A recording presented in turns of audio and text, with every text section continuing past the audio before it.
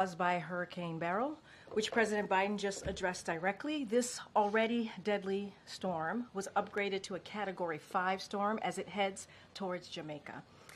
The president has been briefed on Hurricane Beryl, and our administration is in close touch with territory and local officials. USAID and FEMA has resources and supplies pre-staged in the region with staff and partners ready to assist.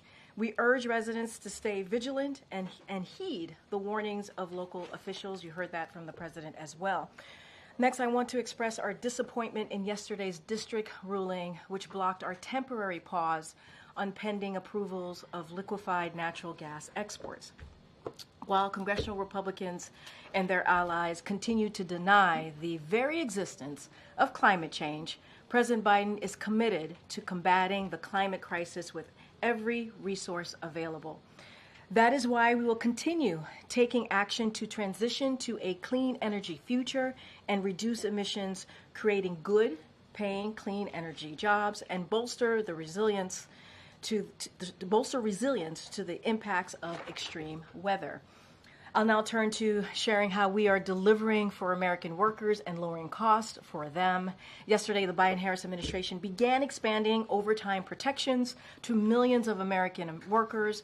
The Department of Labor's overtime rule extended overtime protections to 1 million workers making less than $43,888 a year. And next year, it will extend protections to another 3 million workers by increasing the overtime threshold to $58,656. That means higher paychecks or more time with family for millions of workers. While elected Republicans side with big corporations and special interests to try to deny workers these protections, President Biden is fighting for families. As a record Americans travel for the 4th of July, President Biden is taking action to lower gas prices. Today, we announced the sale of 1 million barrels of gasoline, which will lower gas prices, particularly in Northeast states such as Maine, New Hampshire, New York, New Jersey, and Pennsylvania. While President Biden has unleashed record energy production, including affordable clean energy, congressional Republicans are siding with big oil to give out tax cuts while keeping prices high for families. Now this week, the president and his administration is marking the 60th anniversary of President Johnson signing the Civil Rights Act of 1964. This landmark legislation prohibited discrimination on the basis of race, color, religion, sex, or national origin, and serves as the legacy of generations of courageous and extraordinary Americans who fought to fulfill the promise of our nation. Despite this critical step forward, securing our civil rights remains the unfinished fight of our time.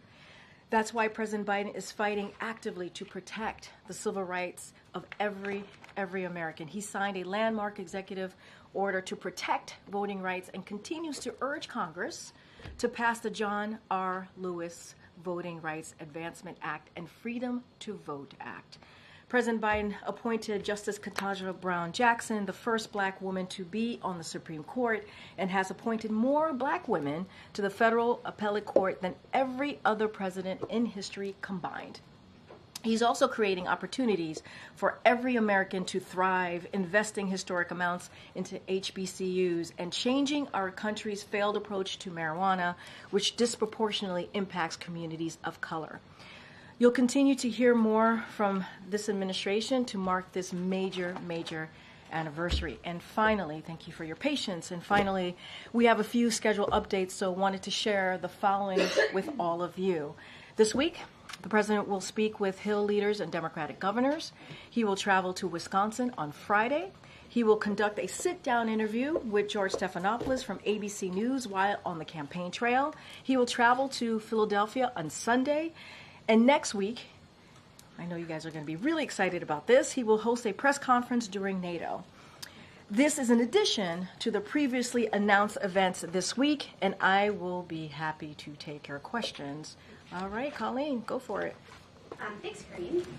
So there are growing calls from Democrats, including members of Congress, for the president to step aside for the 2024 election because he's not capable of serving another 4 years what is his response to this? So let me just step back for a minute and I guess deal with the questions that have come in about the debate.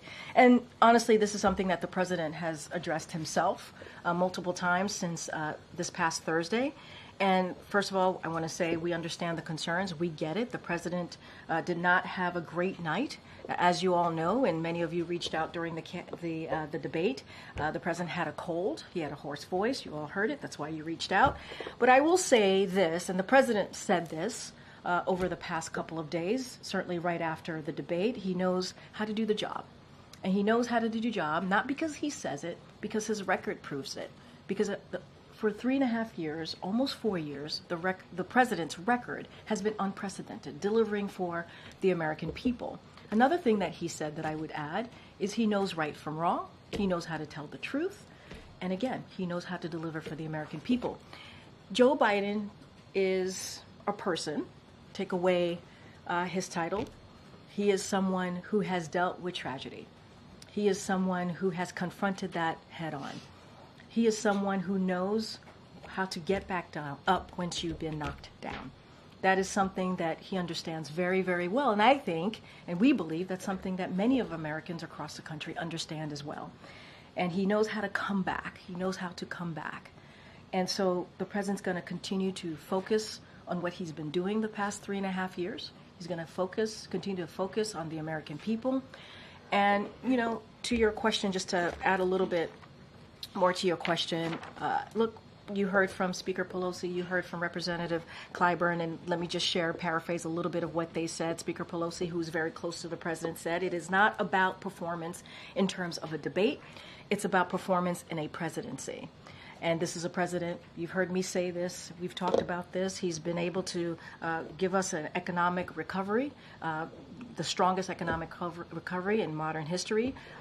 Let's not forget, during the midterms of 2022, many of you all, some of you in this room, said that it was going to be a red wave, and that didn't happen. He defeated Big Pharma. We have seen historic low in crime in more than down to 50-year low. And then you had Representative Clyburn, who said the president has done a great job leading for the last 3.5 years. The best predictor of future behavior is past performance. This is from Clyburn. And when you look at the record of President Biden versus former President Trump, you see President Biden, who has delivered the strongest recovery in modern history, versus the previous administration, whose plans hurts the middle class. And President Biden, who is committed to protecting our fundamental freedoms, versus the former president, the previous administration, doing everything that they could, and they did, to overturn Roe v. Wade. And they are responsible for that. And that's coming from two people who are not just leaders in Congress, but also close to the president. I think part of the problem that Democrats are articulating is that it wasn't just that he had a cold, but rather he had, answers. He was trailing off.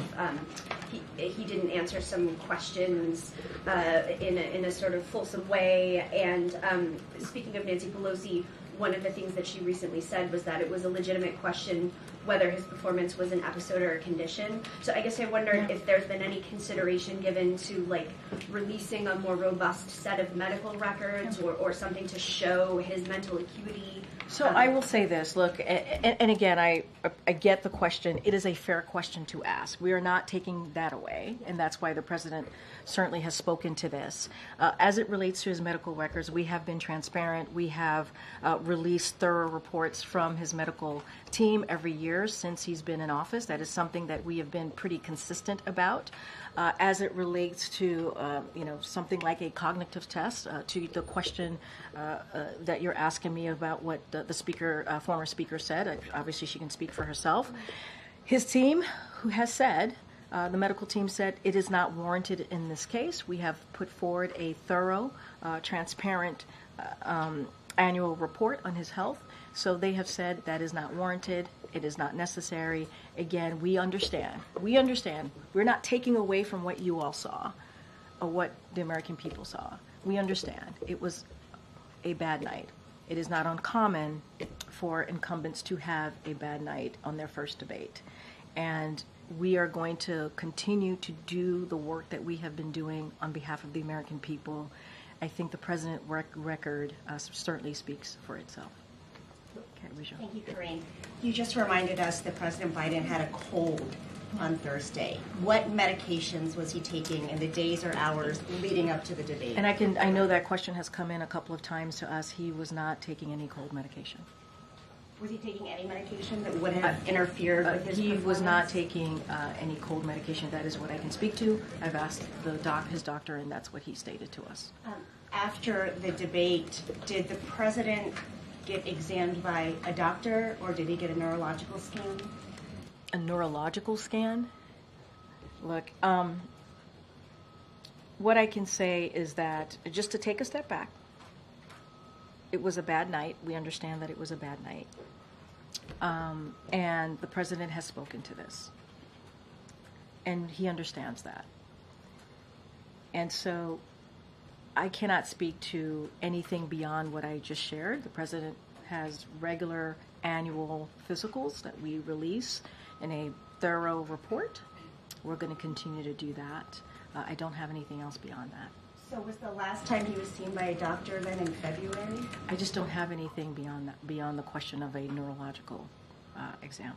Okay, well, you continue to say it was just a bad night, but is there an explanation then for why it was so bad? If it's not his stamina, if he prepared, as you guys say, for so long, if it's not a problem with his mental fitness, what happened that night? What did we see? I will also add that the president also spoke to this as well. He said, I'm not as smooth as I used to be. I don't debate as well as I used to. I don't walk as easily as I used to.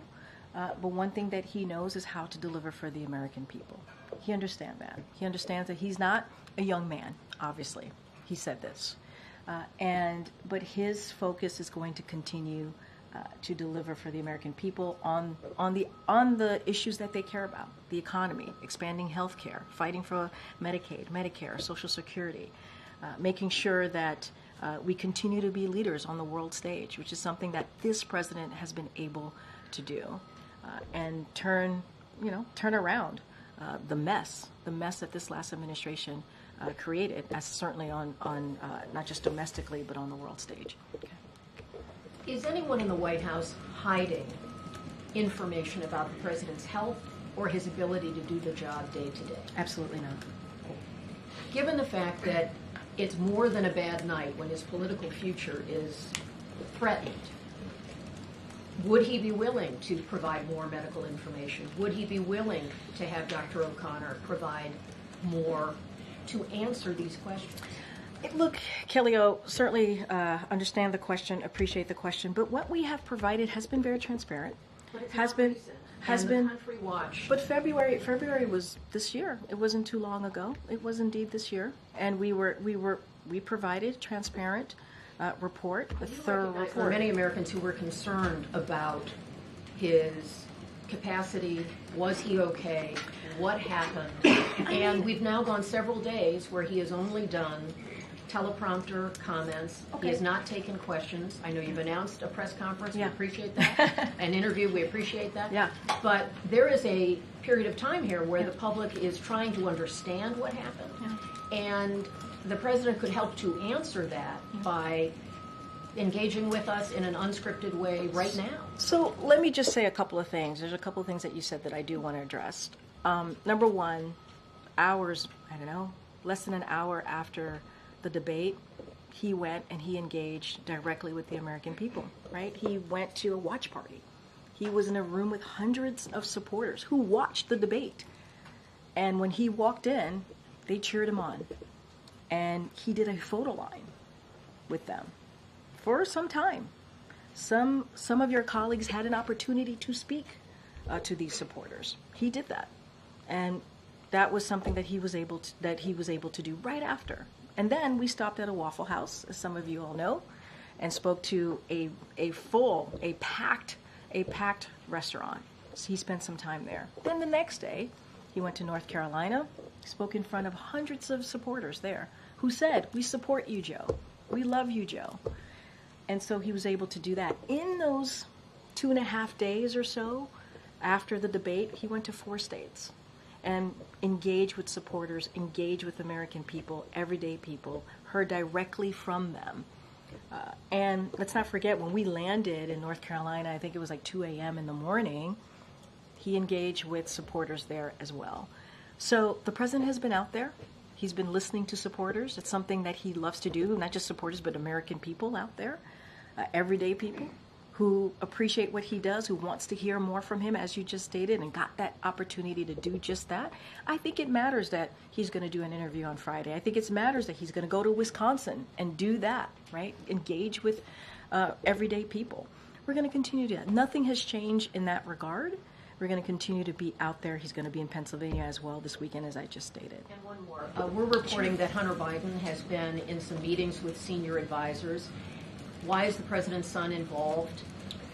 So a couple of things I saw that reporting as I was coming out. So a couple of things there. Look, the president, as you know, is very close to his family. This is a holiday week, 4th of July. He spent time with his family, as you all know, and reported at Camp David.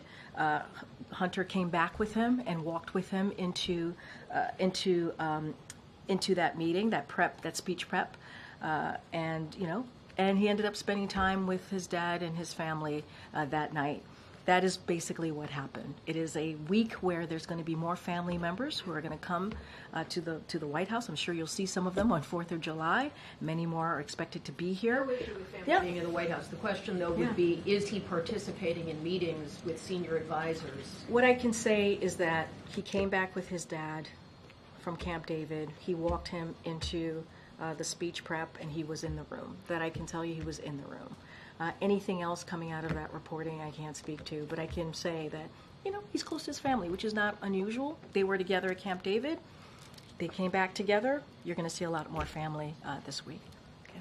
Thank you, Karine. I want to go back to that question that Pelosi raised earlier today. Sure. Pelosi said it's a legitimate question to ask if this is an episode or is this is a condition.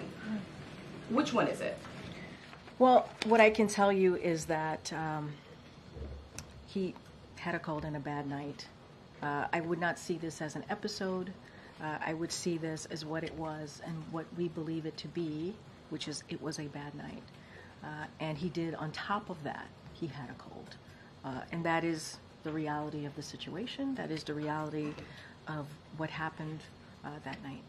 You've certainly seen the reporting out there that this is not just a standalone instance, that other people are saying that this has happened before. One, do you see these as legitimate questions? And also, are you being straight with the American people on this?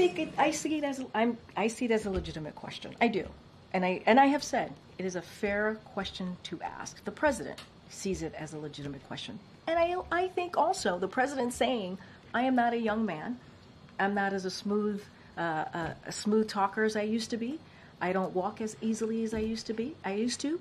I don't debate as well as I used to. I mean, the president is admitting and saying, and this is not the first time, right? He's talked about his age. He's joked about his age many times before.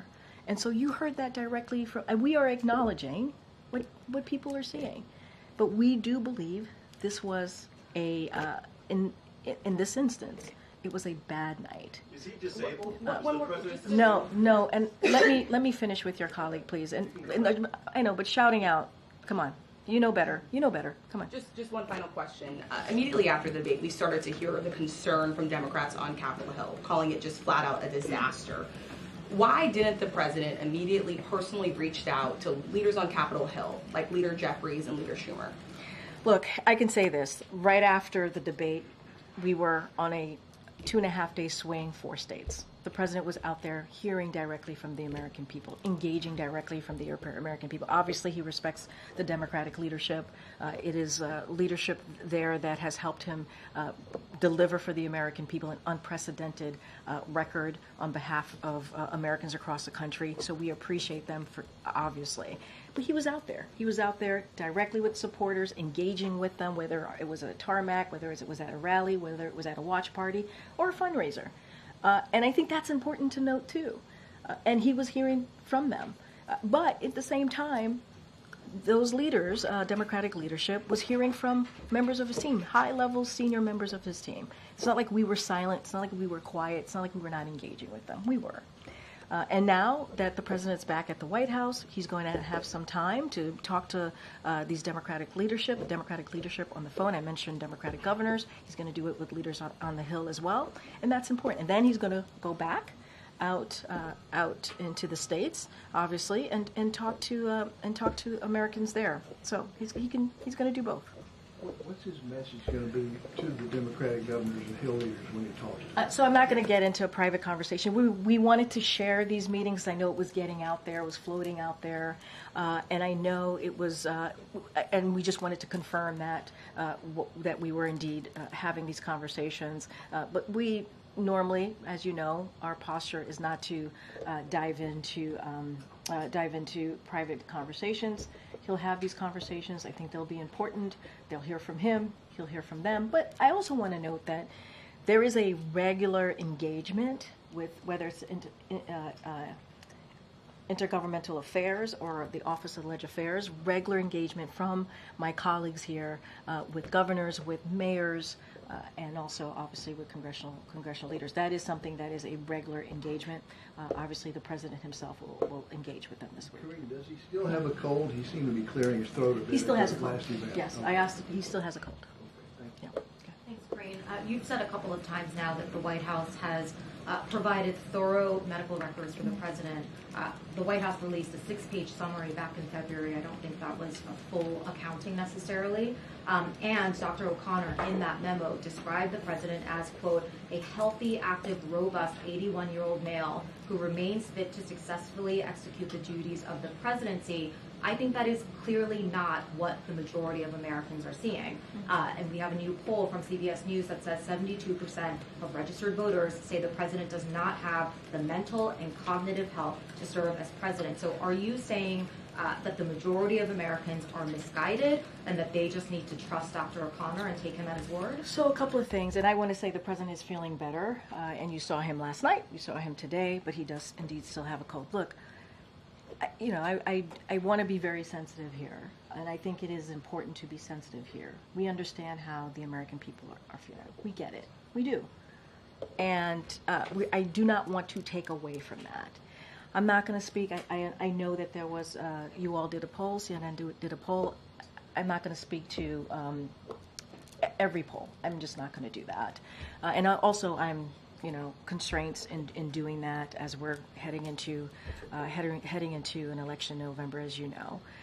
What I will say is majority of Americans also support the work that the president has doing in a sense of his agenda and what he stands for, what he's been fighting for, whether it's reproductive rights, whether it's an economy that works for all. And that is something that the president is going to continue to do. And this is why we have said, and I have said this multiple times from here, is that's why the president acknowledges. We get it. We get what Americans are feeling. That's why he's acknowledging. He's not a young man. That's why he's acknowledging. He's a little slower than he used to be in walking and not as smooth as speaking. We get that. But we also want to make sure that we point to the successes that he's had, his record, and we want to continue to build on his unprecedented record. And I'm not going to discount what the American people see or feel. What I can say is what we know from our side of things. We could speak to his record, and we could speak to what the president has been able to acknowledge. And I think that's important too. And that's basically acknowledging what Americans are seeing and feeling. If you get it, why not release more about his medical, his physical and mental health? Why not? What we have released has been very comprehensive. It has been. It has been transparent. And if you compare it, right, it has. We have put that out there. And, and we'll continue to do so, put that information out there. And MJ, I want to be very clear. I get the question that you're asking me.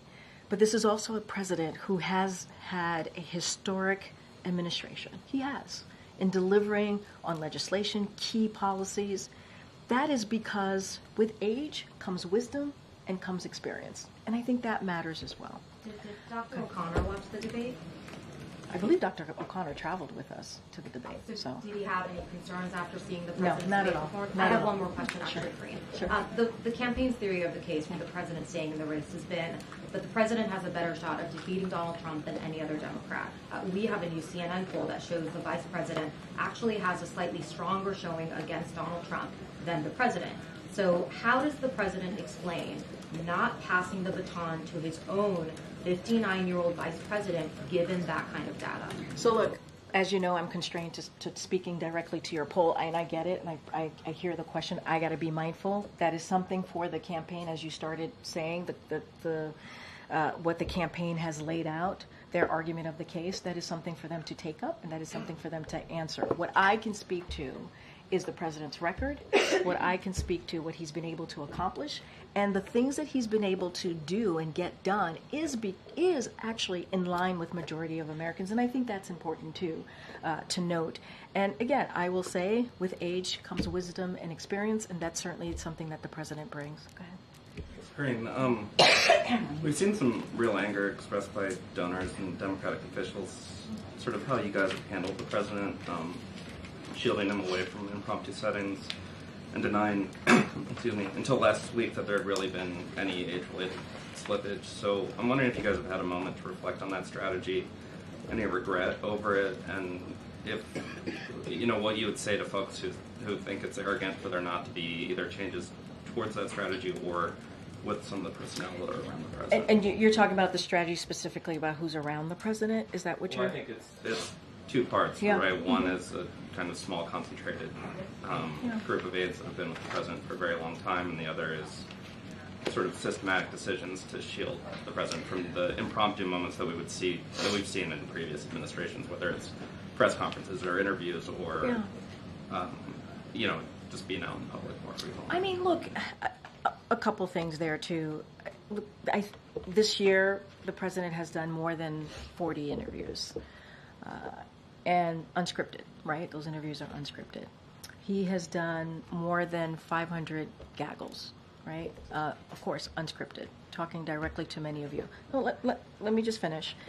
And so he enjoys doing that. He enjoys engaging with all of you, and we're going to continue making sure that happens. I will say this. Obviously, this is a president that was a senator for 36 years. He was a vice president, as you all know. I'm just repeating things that you all know, for 8 years. And so he has long time, advisors that have been here with him for a long time. I don't think that's unusual. He also has people who are new to the administration that also advise him. Look, I've been in meetings with the president where it's been a diverse group of people, and he sees us, and he knows the reason why we're sitting in front of him is that we have something to share, and he wants to hear from all of us. I've heard him say, "Hey, what do you think? What do you think?" And so my experience has been that world is indeed open, and that he does get to hear from a diverse group of people. That has been my experience.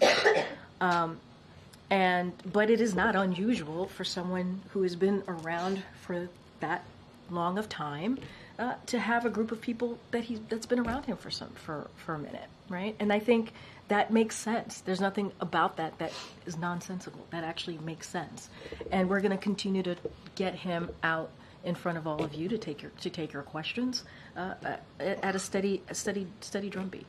NATO, and I have Yeah. two questions. One's just a logistical one, which is you mentioned the press conference. Yeah. Is that going to be kind of the real big boy press conference we're used Did to, you say or big boy press conference? like one of these 2-and-2s that might be a little more limited?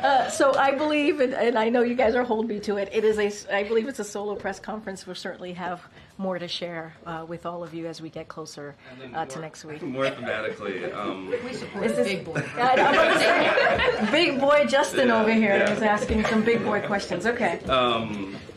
What do you know, the president's not the only leader Yeah. that's entering that NATO conference a little bit on the back foot. Emmanuel Macron has had some electoral losses. The UK is obviously going through a big election right now.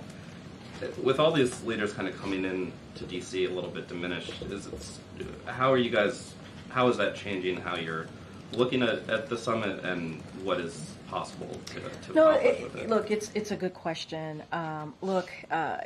I think one thing, as I talk about the president's record and what he's been able to do, right? He's been able to strengthen our worldview, the way that people see us across the globe, other leaders, our partners and allies, because of that experience. Again, with experience brings, with age brings experience and wisdom. And I think because of that, the president has been able to build a coalition. If you think about Ukraine and the aggression from Russia and what Russia has done to Ukraine as they continue, as Ukraine continues to fight that aggression, to fight for their freedom and democracy, the president was able to bring 50 plus countries to support Ukraine, to support their fight.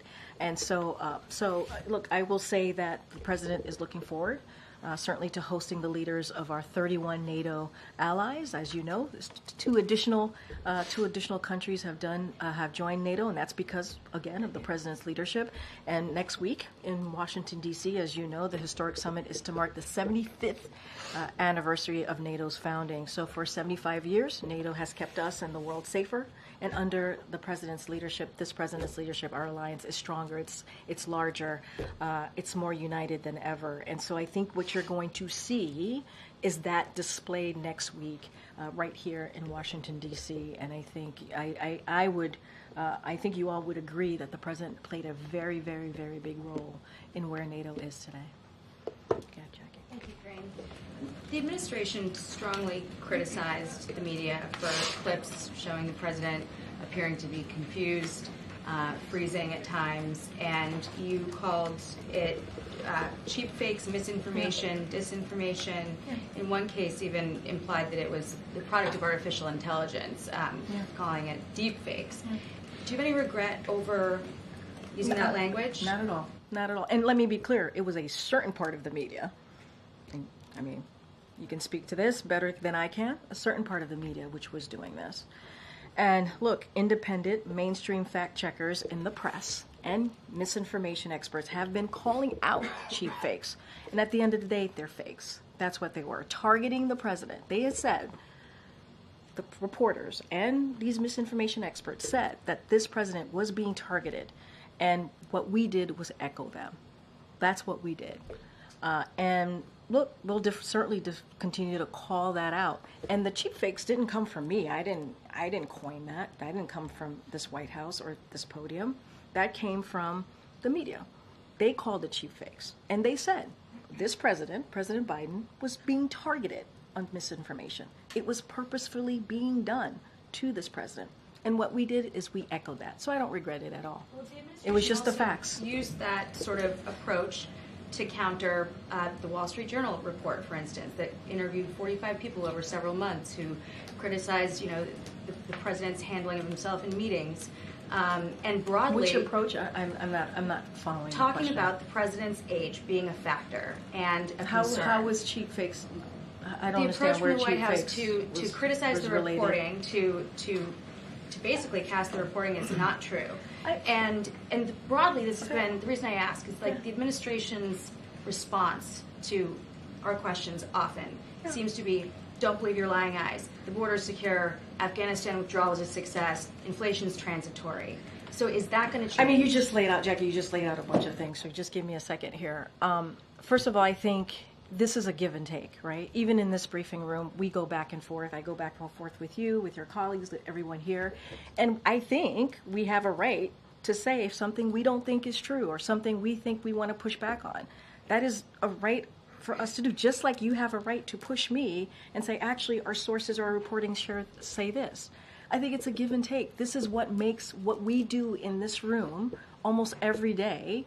This is an exercise of democracy. This is an exercise of freedom of the press. That's what we're doing here.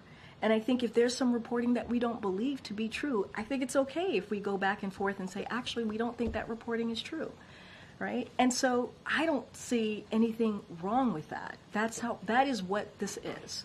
That is what this is. This is what we actually do on a daily basis. This is how we lead the world, on making sure that journalism exists and you all have the right to do your jobs. But, we also have our right as the press office here in the administration, if we don't believe something is true or we want to share our side of things, that we do so.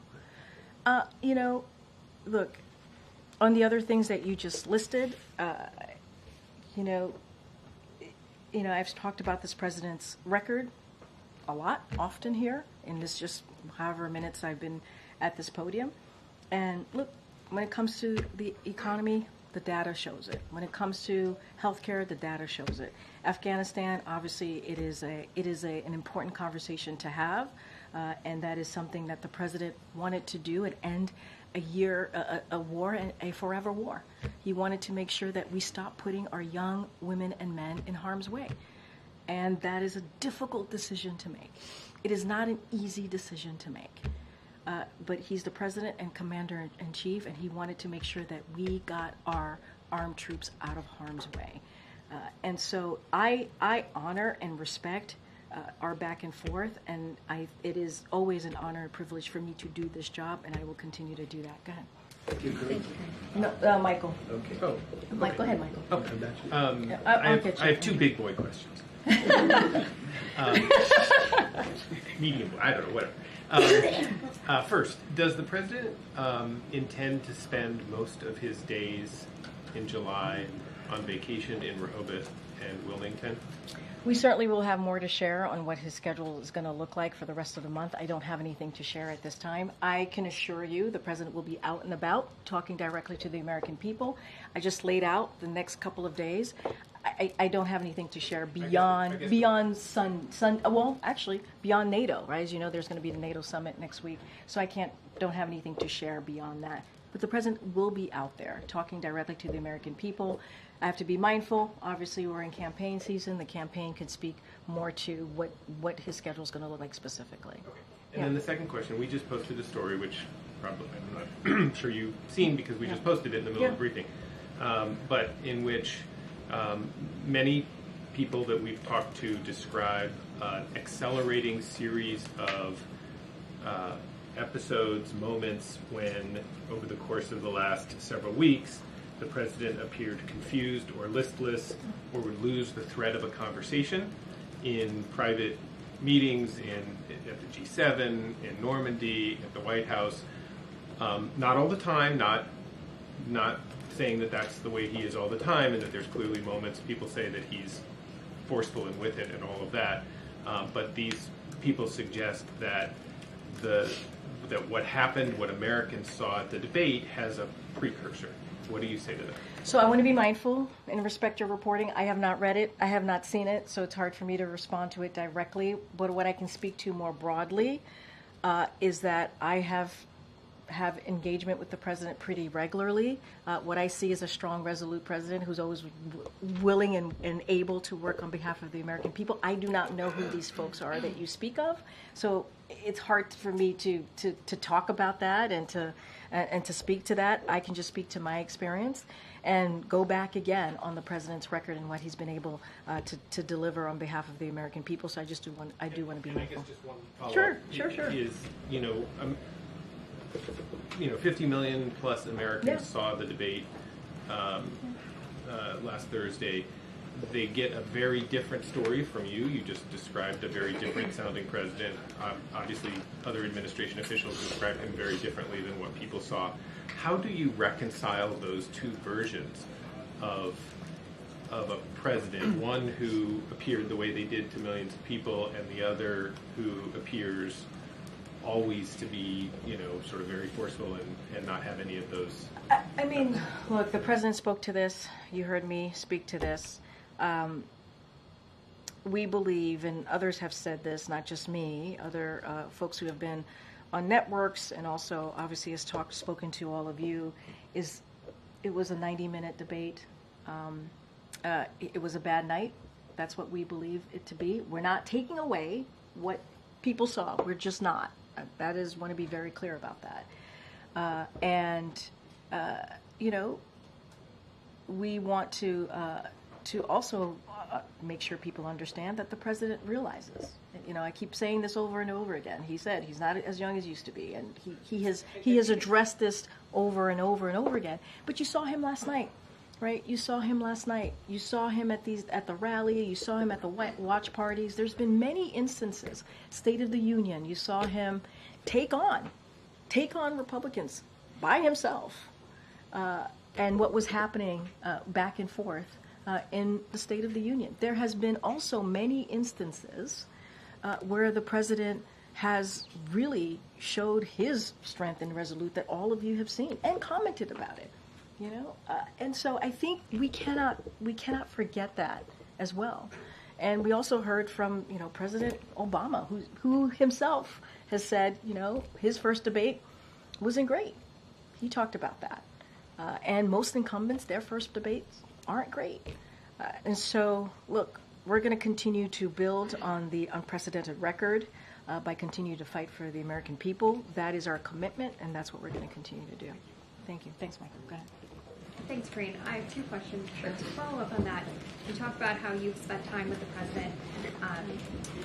You know, when you're looking at the time you spent with him, have you ever seen the president have a bad night, like we saw on the debate stage during your time here at the White House? No. So were you surprised by what you saw on the debate stage? I mean, look, I know that he had a cold. Many of you were reaching out to us, to my team and myself directly. You heard the hoarse voice. We were able to confirm he had a cold. He was under the weather, obviously.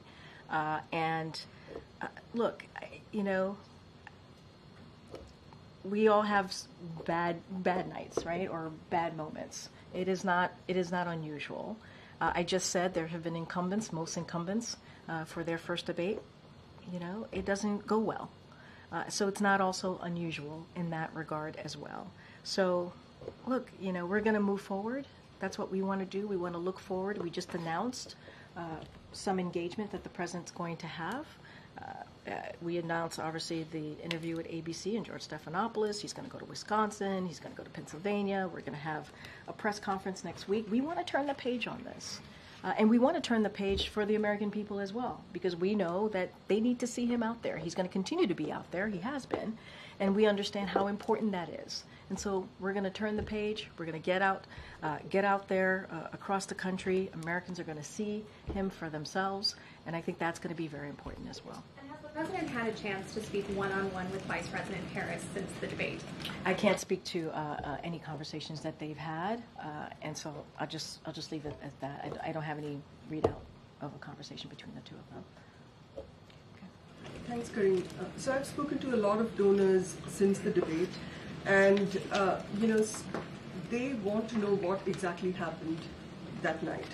So just to follow up on MJ's question, I know you said he hadn't taken any cold medication. Was there any other medication he had taken? That's what many of them are asking. No, I understand. I was asked about the cold medicine. I asked about the cold medicine. He was not taking any cold medicine, and I don't have anything beyond that. I don't have anything beyond that to share. And look, I've answered this question multiple times at this point. I don't have anything else to add beyond what I have shared with your colleagues here in the room. We really, truly want to turn the page on this. We really want to be able to get out there and, you know, speak directly to the American people, you know, speak directly to you all, the president will. And I think that's important, too. Look, and not forget what this president has been able to do the last 3.5 years.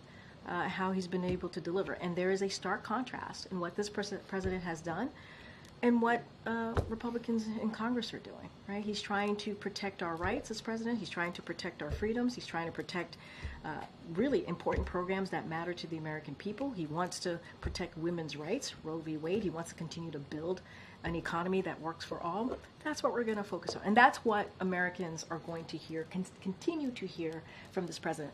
Anything else, I think I've litigated this a lot already in this briefing room. I just don't have anything else to add. Yeah, Andrew. Thank you, Karine. Two questions. Sure. You have repeatedly referred to the president's outing after the debate at the watch party, his remarks the next day in North Carolina, his appearances at fundraisers, his appearances this morning at the D.C. Emergency Operations Center. All of those appearances were scripted events where he spoke from a spoke from a teleprompter. I know, but you said all, but not all. Okay, well, if you're correcting me, they're most. They're scripted, spoken from a teleprompter. How are Americans supposed to get the sense that the president is fully engaged and capable and thinking off the cuff when he's reading from prepared remarks so often? And why can't he just come down here? The briefing room's 30 seconds away. Why can't he come down here and assure us and the American people that he's okay? And I have a follow-up. Okay.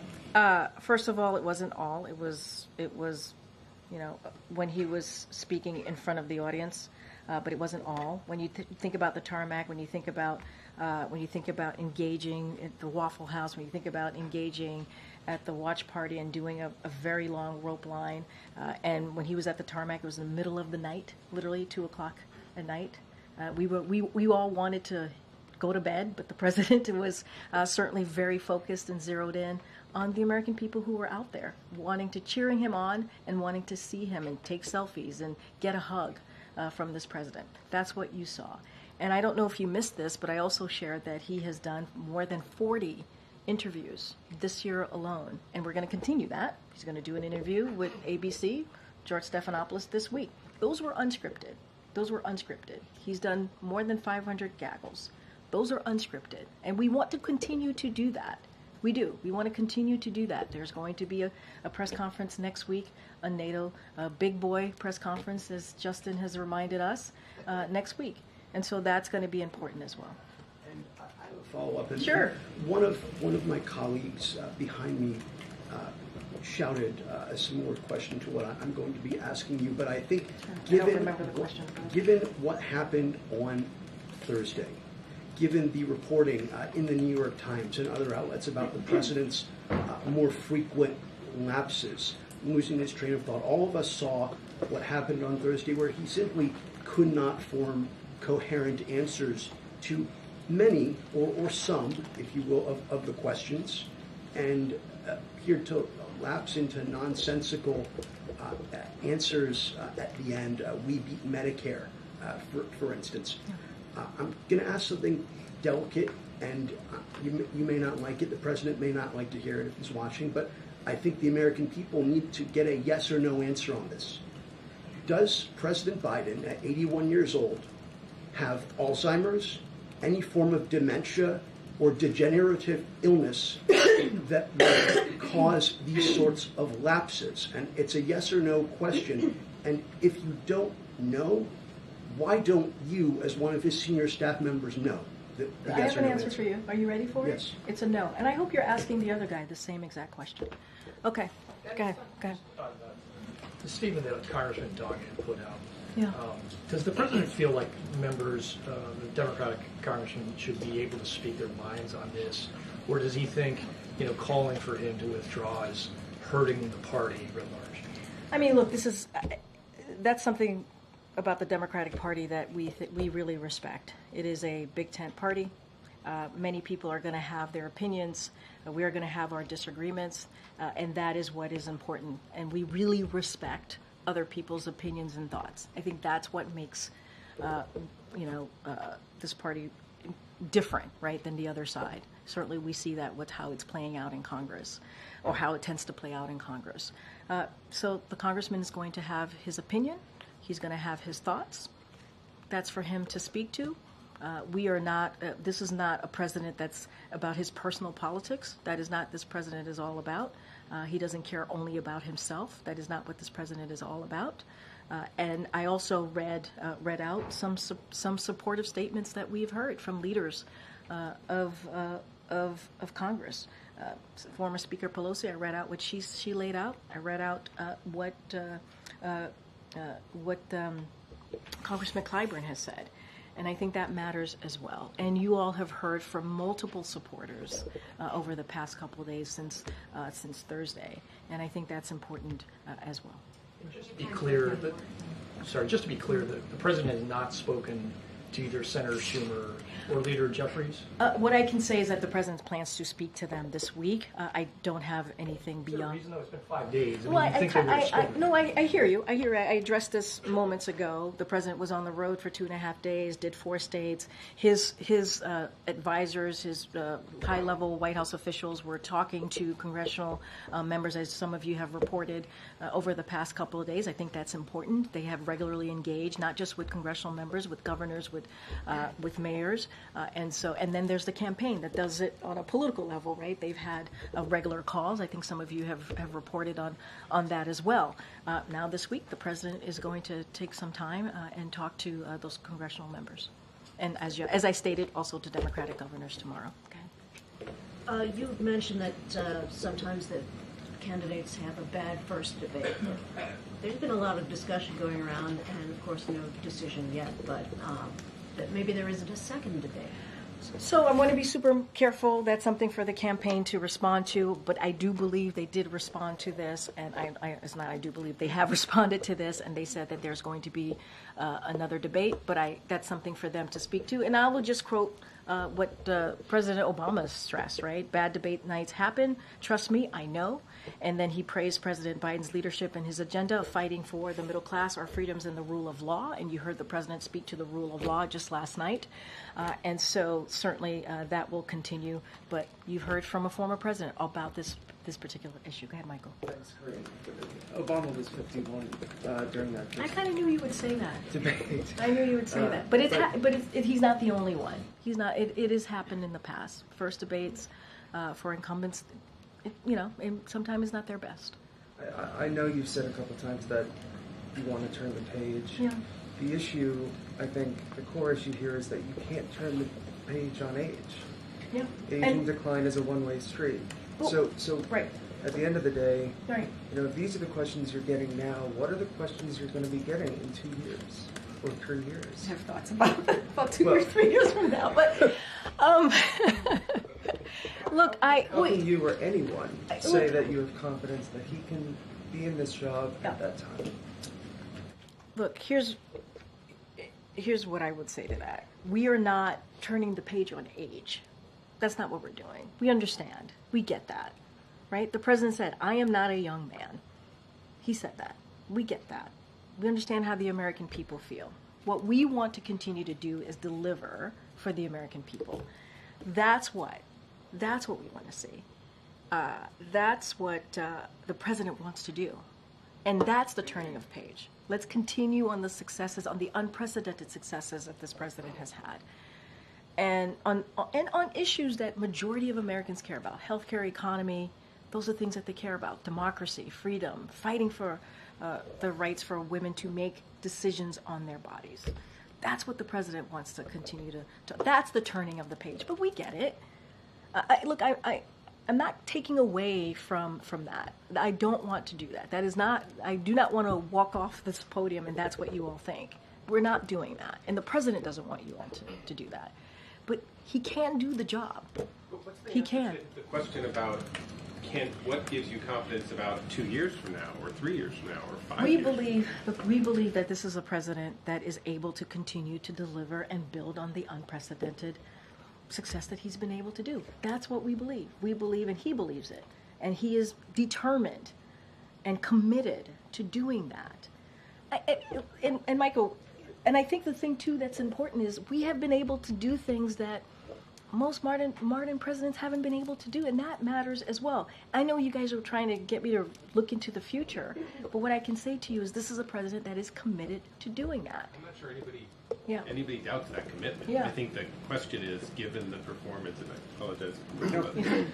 No, Michael's like, no, you take it. I mean, I just think the question, it's about the way we look at our elderly parents and grandparents. It's you maybe visit them once a year and you see troubling signs because you don't live in the same city perhaps, and the first question that you go to is, I wonder if this is like a one-time thing or if it's something that has been happening for a longer time that we need to deal with. And the second question is, you're going multiple times. Where are they going to be in a year? Where are they going to be in 2 years? Do we need to put them in a home? All of the questions that go through that, and this is sort of the American people's version of that. I hear, and I hear you, and that's what I'm saying. Look, this is why the president goes through, medical examinations, right? And we release those medical examinations, right? We've done that the past couple of years. We're going to continue to do that. This is why we're going to go out there and continue to be out there and do interviews and talk to the American people. And at the end of the day, I got to be careful, right? Because we are in a campaign season. but the American people will see for themselves, right? And I just want to be super careful. But look, this is a president that has worked incredibly hard for the American people, and not just as president, as vice president, as a senator, and he is committed. And we cannot take away from the fact of his 3.5 years of leadership, what that has been able to do, what he's been able to get done. And that doesn't come from, that doesn't come easily. And he did it in historic fashion. He did. And the data proves that. And so, look, he's committed to continuing to make that progress, continue to work, whether it's climate change, whether it's the economy, whether it's healthcare. That is what he is committed to doing. And no, he had a bad night. He did. And we are admitting that, owning up to that. You heard the president speak to that, and I think that's important for the American people to hear from us and from him as well. I know I have to go. I'll be back tomorrow, but go ahead. Thanks, Karine. I just wanted to go back to the Representative Doggett's statement. Yeah. Part of his statement, he said that Biden staying in the race could kind of work against helping to save democracy. So I know you said it was a big tent party, people have their opinions, but how do you corral Democrats when there are members of the party who believe that about the president staying in the race? And do you have a response to that specifically? Yeah, look, this is a president. He jumped into this election. This I can talk about, obviously, in 2020, and I remind you all that he beat the other guy in 2020. He won in 2020. That's why he's president. But he jumped in because of democracy, right? He jumped in because of what was happening, because he believed he needed to do everything that he can to protect our democracy and now protect our freedoms because of what happened with Roe v. Wade. Obviously, we don't agree with that. What we believe is that this is a president that has had, that is going to continue to fight for democracy, and that's going to continue to focus on making sure that, we get Roe v. Wade into law. Right? Make sure that IVF is not taken away from families. Make sure that contraception is not taken away from families. Make sure that we fight for our voting rights. Right? There are so many things that we need to continue to fight for. And at the end of the day, this is a president that has delivered, working closely with Congress and doing some of these things in a bipartisan way. And I think the reason why that he's been able to get some of these legislation done, whether it's the CHIPS and Science Act, the Veterans Act, the bipartisan infrastructure legislation, is because of who he is and because of how he has that experience to work across the aisle. That doesn't happen with everybody, and this president has been able to do that. So we're going to continue to do that work. Guys, I'll see you tomorrow. All right, thanks, everybody.